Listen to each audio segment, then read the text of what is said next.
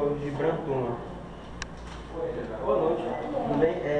Eu queria perguntar primeiramente, né, a gente já conhece a cultura inglesa tem uma trajetória muito boa aqui no estado, né, como curso de idiomas e tem formado muitos profissionais de qualidade. Eu queria que o senhor falasse um pouco sobre a formação, sobre a história da cultura inglesa, entendeu? Como um sistema empreendedor. Boa noite a todos. A cultura inglesa ela surgiu há 80 anos no Brasil e com o objetivo de disseminar a cultura da Inglaterra no país. Então ela surgiu sem fins lucrativos, né, uma empresa filantrópica no estado de São Paulo e é uma empresa que sempre tem uma parceria muito próxima com o governo da Inglaterra. Então é uma empresa que já recebeu várias vezes a rainha, no Brasil, recebeu o príncipe Charles, a princesa Diana, na época. Então, nós temos um convênio muito estreito. O processo de expansão da cultura se deu através de empresas com fins lucrativos. Então, nós expandimos para o Brasil inteiro e em Belém nós estamos há 25 anos.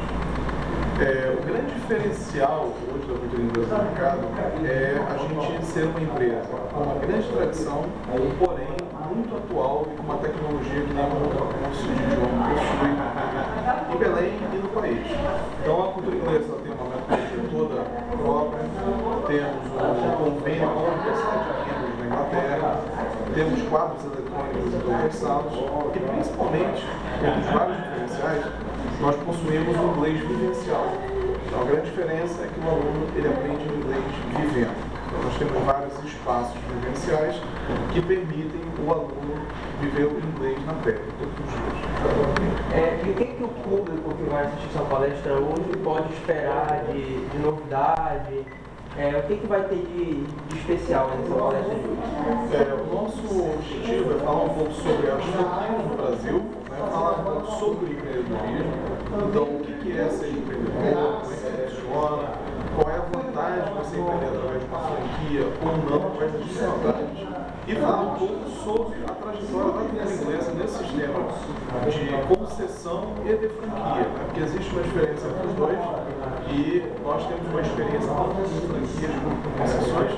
Então a nossa ideia é passar um pouco dessa experiência para esse público, porque muitas pessoas hoje empreendem através de franquias e acham que empreender é simplesmente comprar uma franquia, né?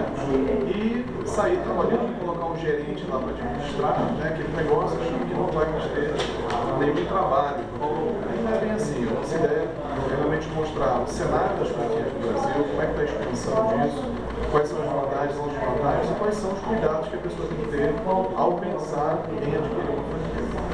Então foi um prazer, Sr. Branco. Tudo bem? Obrigado. Até mais. Ok.